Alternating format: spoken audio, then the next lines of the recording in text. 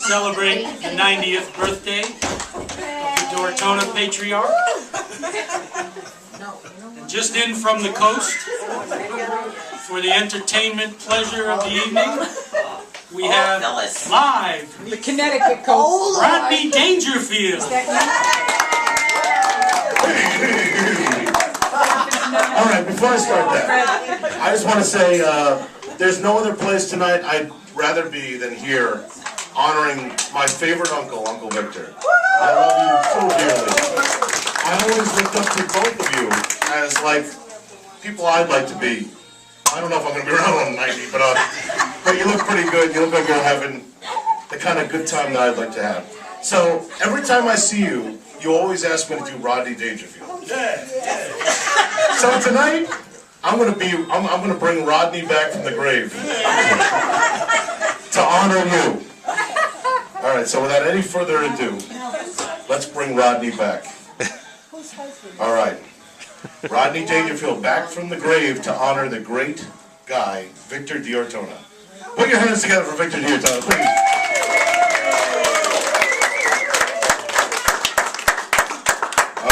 All right. Victor goes way back like I do. Hey. All right, I started out like me. Victor goes way back like I do. I mean, he goes way back so far when he flew a plane in the war, he had to pedal it. Sorry, Vic, you're not that old. You were a kid when the Constitution was signed. You would have been there, but your powdered wig kept slipping off your greasy head. Things weren't easy for Vic either. He had to drop out of high school in the 8th grade. Some kids dropped out even earlier. I mean, in that area of Buffalo, an 8th grade education meant you were a doctor. Vic, oh, he had an interesting upbringing in upstate New York. He came from a modest family. He lived in a tough neighborhood, too. He had to sleep with one eye open, which wasn't easy when your hairline starts below your eyes. Vic wasn't sure what he wanted to do with his life. After all, his father was a fruit salesman, and his brother was a fruit. Now, don't get me wrong, Victor loved nuts, too.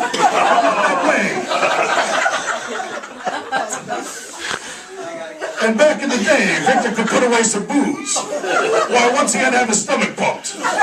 Instead of calling the doctor, they called a beer truck. And then he met his dear wife, Daisy. Put your hands together for Daisy. Wow, and she was good looking. She was so hot, Victor's brother had second thoughts about women. Victor was a horny guy, too. He didn't stop having kids until his grandsons helped deliver his last daughter.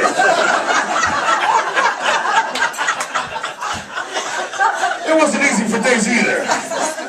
She was the only wife wearing a 4-carat diamond while putting spaghetti in an omelet. Face change. I tell you, Victor, he's some guy. He was a hell of a golfer, too. He used to par every hole and still be able to carry Uncle Harold back to the golf club.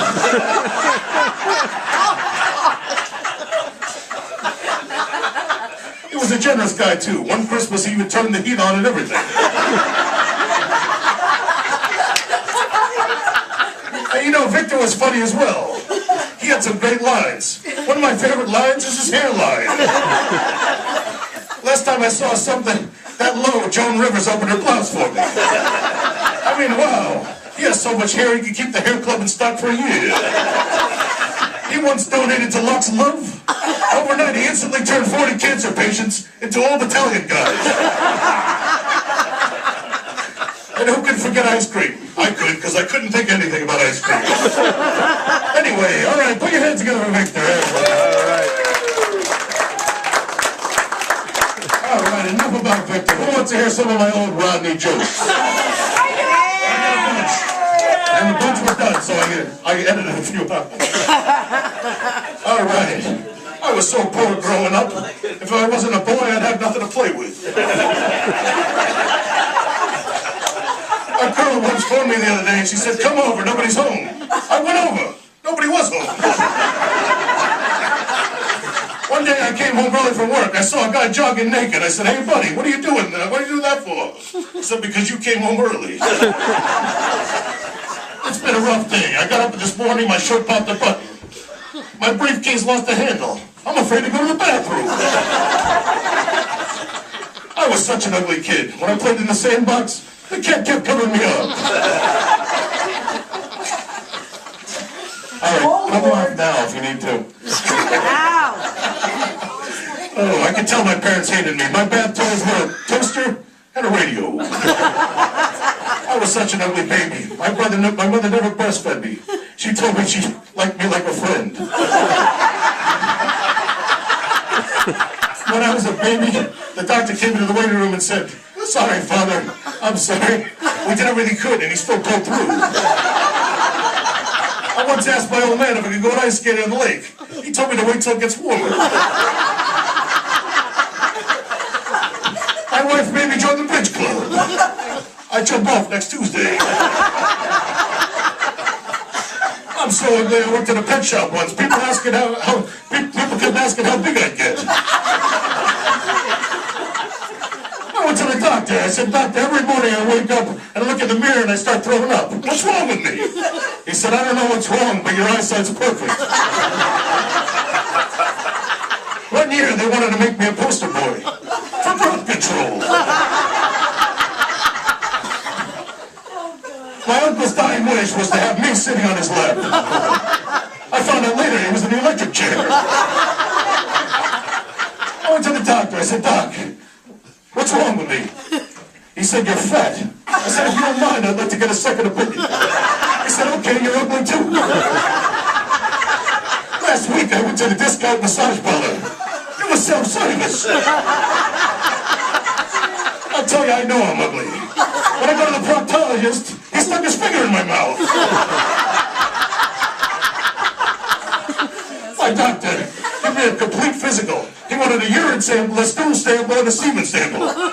So I left my underwear and walked out. I went to a hooker. She told me not on the first date. I lent the guy $10,000 to get plastic surgery. Now I can't find him. Page change, sorry. Oh my God. Do we want more? Oh boy. I joined Gamblers Anonymous. They gave me 2-to-1 odds that I would make it. And then I joined AA. It was a 2-drink minimum. I met the Surgeon General. He offered me a cigarette. I tell you, when I was a kid, I knew rejection. Even my yo-yo never came back. I tell you, I'm not a sexy guy. I did a centerfold for Playgirl magazine. The staples covered everything. I told my dentist, why are my teeth going yellow? He said, try a brown tie. Where was I? I'm a bad lover. Once I caught a peeping Tom booing me. My sex life is like shooting pool with a rope. I walked in my wife with the milkman. The first thing she said is, don't tell the butcher. Oh, do you remember the first time you had sex? I do. Boy, and I was scared. I was alone. Oh, boy, it ain't easy getting old. I'm getting so old, my insurance company sends me a half a calendar. I told my doctor to help me stop aging. He handed me a gun. I took my son to Coney Island. I said, I want to go in the crazy house. He said, wait, save your money. We're going to be home soon. I know I'm not sexy. In high school, I was voted most likely to masturbate. My wife can't cook either. Forget about it. At my house, we pray after we eat. My wife told me I was 1 in a million. I found out later I was 1 in a million. Last night, my wife met me at the front door. She was wearing a negligee. The only trouble was she was coming home.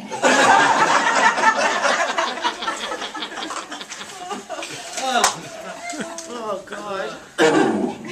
Hey.